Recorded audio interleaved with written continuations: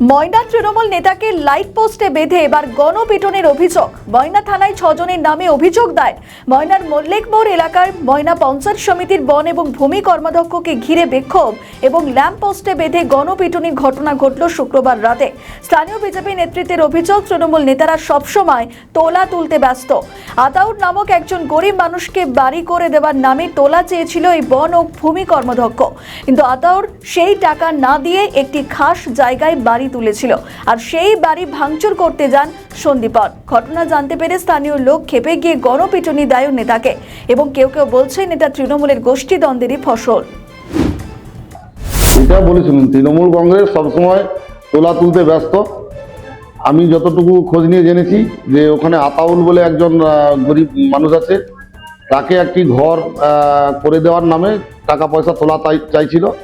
সেই টাকা পয়সা উনি দিতে পারেননি বলে কালকে আমাদের এই বনভূমি কর্মাধ্যক্ষ এবং জায়গাটা শুনেছি যতটুকু হয়তো মসজিদ বা খাস জায়গা হবে, সেই জায়গায় উনি যেহেতু বাড়ি করছেন ওনাদেরকে তোলা দেয়নি। উনি কালকে ওনার লোকজন নিয়ে গিয়ে ওখানে ওনার বাড়ি ভাঙচুর করার চেষ্টা করে।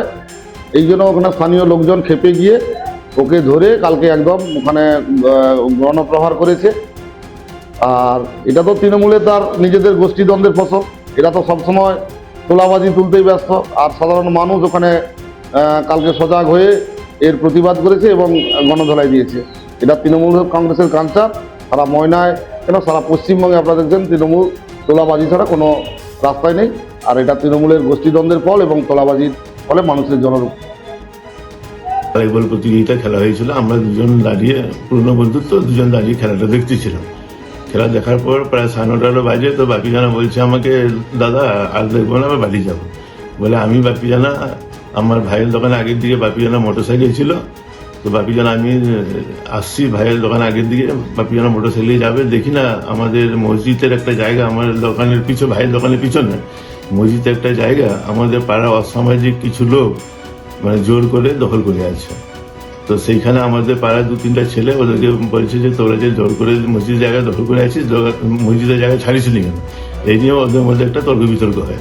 তো আমি বাপি জানা ব্যাপারটা বললাম যে কি হচ্ছে ওখানে দেখি। তো বলে আমি বাপি জানা গেলাম, বাপি জানা ওদের জিজ্ঞেস করছে, ভাই তোমরা জোর করে মসজিদ জায়গা কেন দখল করে আছো? আইনের ব্যাপার আছে, যদি তোমাদের জায়গা থাকে তুমি পাবে, তো জোর করে দখল করে আছো। এই কথা বলতে ওরা কোনো কিছু না বলে ওরা কিছু দুষ্কৃতী বাপি জানাকে বলছে, সালা 8 নম্বরের মাল, তুমি সালা এখানে কি করতে আসছো বলে অতর্কিত বাঁশ লাঠি ফাঠি দিয়ে মারতে শুরু করে। মারতে শুরু করার পর আবার ওদের 6-7 জন ছিল। সেই সময় আমাদের পাড়ার ছেলেরা দৌড়ে পালিয়ে যায়। আর আমি খরার লোক, আমিও সামনে আস্তে আস্তে পালিয়েছি। ওরা বাপি জানাকে জোর করে বেঁধে রেখেছিল।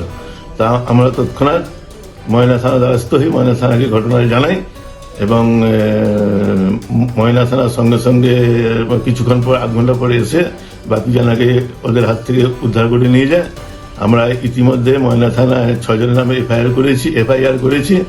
আমি ময়না থানাকে অনুরোধ করব যাতে অবিলম্বে দুষ্কৃতীদের মানে গ্রেপ্তার করা হয় এবং অবিলম্বে শাস্তি ব্যবস্থা করা হয়, এইটাই আমার অনুরোধ।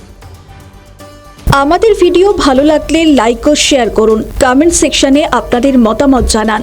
আরও ভিডিও পেতে আমাদের চ্যানেলটিকে সাবস্ক্রাইব করুন এবং প্রতি মুহূর্তে খবরের আপডেট পেতে প্রেস করুন বেল আইকন।